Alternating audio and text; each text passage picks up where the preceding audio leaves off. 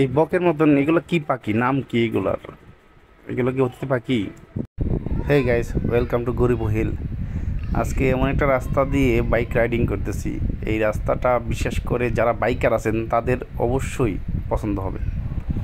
এটা সোনারঘাট উপজেলা থেকে আপনার শ্রীমঙ্গল যাওয়ার একটা ফাঁড়ি রাস্তা। এই রাস্তাটা বাগানে বাগানে একদম এরকম অফ রোডিংয়ে আপনি শ্রীমঙ্গল গিয়ে উঠতে পারবেন সোনারঘাট থেকে। তো কিভাবে যাবেন? এটা হচ্ছে সোনারঘাট থেকে নতুন বাজার নামক একটি জায়গা আছে, মিরপুরের পরে নতুন বাজার একটা জায়গা আছে, ওই জায়গা পর্যন্ত একটা রাস্তা আছে সোনারঘাট উপজেলা থেকে।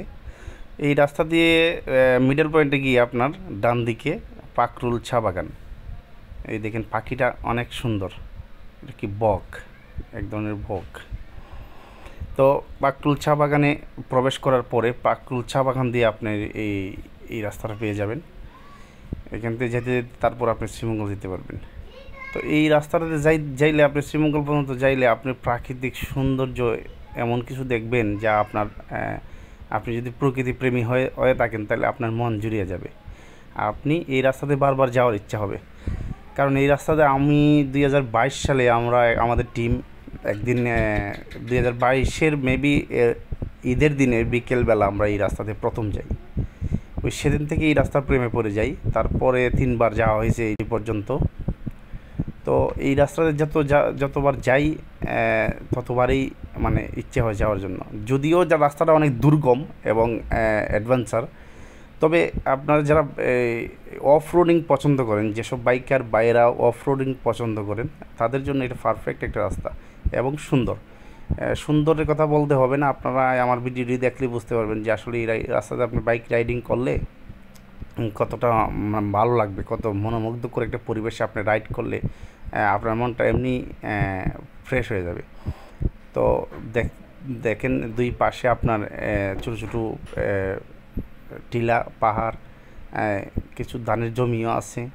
এগুলো তো মনে হয় সবসময় ফসল হয় না, কারণ একটু উঁচা জমি তো তাই। তো এই রাস্তাটা আপনার এখান থেকে যাবে আপনার সিন্দুরকা ইউনিয়নে গিয়ে উঠবে এইভাবেই। তারপরে আপনার কিছু অংশ মনে হয় সাতগাঁও বাগানের রাবার বাগান পাইছে আর কি।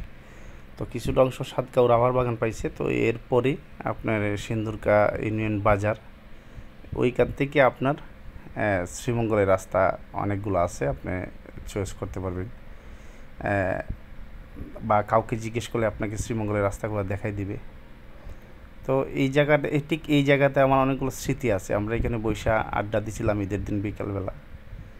তো অনেক ভালো লাগার একটা রাস্তা।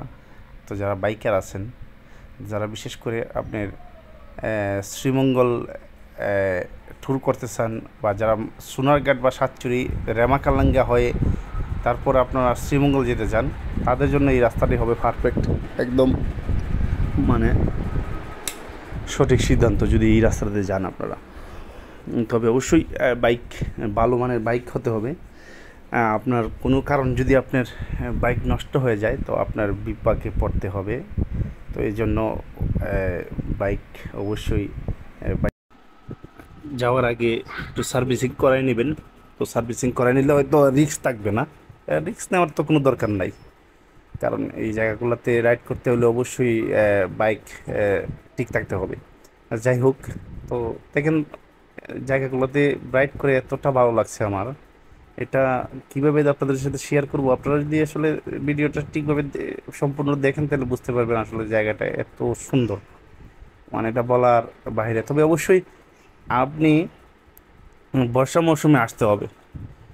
এই রোডটা যদি এই রোডের সৌন্দর্য যদি উপভোগ করতে চান তাহলে আপনাকে বর্ষা মৌসুমে আসতে হবে। কিন্তু বর্ষা মৌসুমে আসলে আরেকটা সমস্যা আছে, এটা হচ্ছে কি আপনার এই রাস্তাগুলা পিচ্ছিল থাকে বা খাদা থাকে, অনেকটা রিস্ক হয়ে যায়। তবে রিস্ক হলেও আপনি একটু সুন্দর দেখতে চাইলে বা একটু রিস্ক তো নিতেই হবে।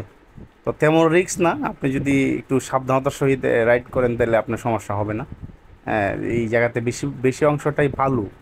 তো যেখানে বালু আছে এখানে বৃষ্টি হইলেও সমস্যা হয় না। আর কিছু জায়গাতে আপনার লাল মাটি আছে বা এঁটেল মাটি আছে, ওই জায়গাতে আপনার একটু সমস্যা হয়।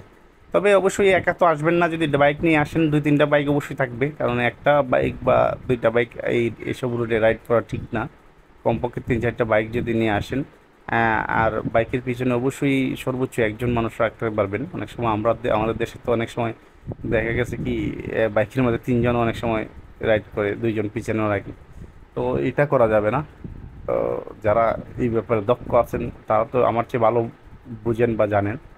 তবে যারা নতুন আছেন বা এইরকম রুটে কখনো অভিজ্ঞতা নাই পূর্ব, তাদের জন্য আমার কথাগুলো হয়তো কাজে লাগবে।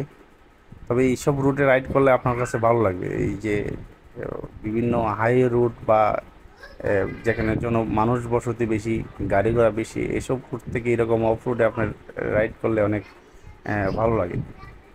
এই দেখেন সামনে জায়গাগুলো, এখানে কিছু ধানের জমি আছে, এখানে আশেপাশে কিছু হয়তো বাড়িঘর থাকতে পারে, কিন্তু রাস্তার কিনারে নাই, সামনে কিছু বাড়িঘর আছে।